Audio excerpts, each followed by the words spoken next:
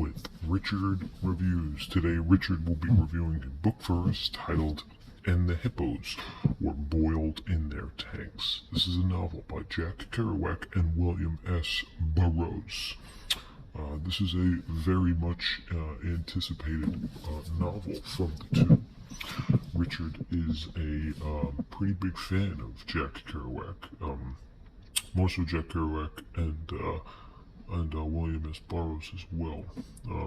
As you probably already know, they were both pioneers, if you will, in the for the Beat Generation movement, which lasted from the late 50s into the 70s, and this is a different type of novel from your regular writer and poet novelist of that time, considering it's merely a fictional story, which are from the two of them, Jack Kerouac and William S. Burroughs. Richard uploads all his book reviews on Griffin Chestnut, which is his online YouTube alias, and you can find it here on Griffin Chestnut /YouTube, where Richard does all his reviews. He does all his reading here on YouTube, and he uploads his reviews on his blog as well, which he started in 2014.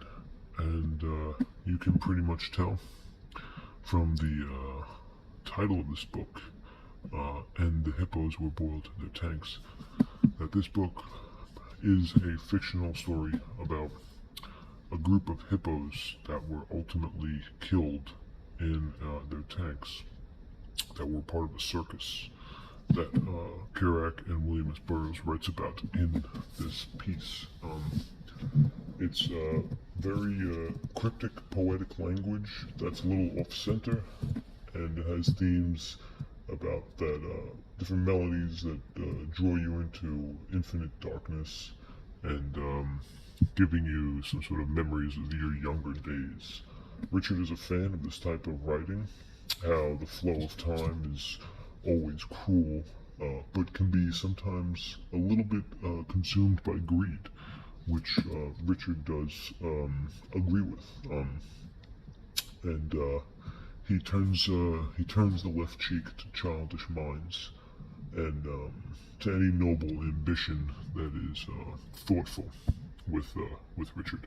Richard was working a lot while reading this in the year of 2014, so his opinion of it could be a little jaded or biased at times, but he did read it at the end of the year, I believe in the month of October of 2014, and he did find the piece to be satisfied. So we're going to take a look at the piece. This is Richard's piece. Right off the bat, though, Richard does give this thumbs up. He likes this piece. Most Jack Kerouac pieces he agrees with, since he's more of a Jack fan than a William fan. This is not his favorite Kerouac piece, but you can find that uploaded on his YouTube page, which is in the link down below. This piece, however, although not his favorite, a very well detailed analytical stature. And what Richard means by that is that these past themes that have been discussed in the sentences in this book are more or less singular in the way that they formulate different types of theories or arguments generated among the community that is the Beat Generation. Now let's take a look at the piece here.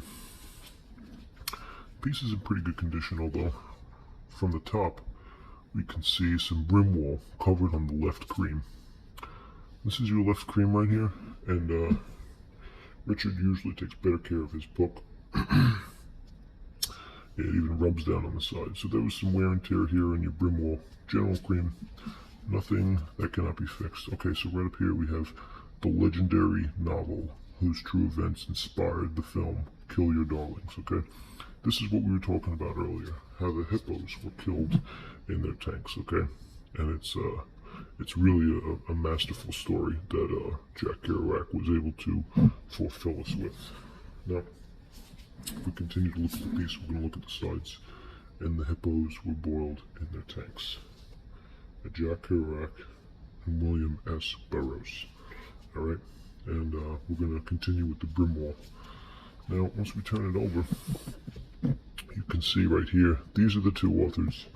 This is William S. Burroughs and Jack in New York City in 1953. So this is basically the start of the Beat generation, and here it reveals more Dublin pieces, any type of continuity within the community is bringing apart for this nature. Now, as we look over here, we're going to basically tell what is said from these different types, and you can see it through these different types as well. Okay. Now, if we pick up the piece here, we're going to look at the page count, and we're going to look at the price. Fiction. Okay, right here, $15. So Richard, once again, good steal. Richard picked up a good price for this, and he figured it from the different sections, which you can ultimately agree with. Now we're going to look inside here, and we're going to get to the bottom of it. So this is more Brimwall. Unfortunately, this is not Richard's best piece. He's done better than this, and you have to check out his other reviews, because his pieces are usually not in this bad condition. But we're going to continue on and really get to the bottom of it. So right off the bat, you can tell it's a glorious piece, which is nullified and crimsonade from 1945. That's when the piece tells you it starts. But we're going to skim through it just to get a feel, and you can pretty much tell right off the bat, and at least the view, what you're getting into. So we got a page count here, 213. We're going to round it out at 210, okay? That's a solid piece. And you can tell right here, it's a pretty long piece at 210. You really can't go wrong.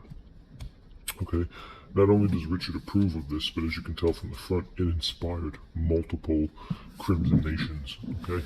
And that's really what this community wants to get along with. If you circle different types of this language back through October, through the entire script, it does start to reveal a few tracking device, which is hard to accumulate by, but ultimately sets a standard for US and globalization. Now, Richard is not a fan of the band Pink Floyd, but he does enjoy a decent Chris Brown R&B song once in a while. That is exactly the eulogy that you want to get to while reading a book like this. So, Richard wants to wrap it up now. He gives this book a great review, 2 thumbs up, for And the Hippos Were Boiled in Their Tanks by Jack Kerouac and William S. Burroughs.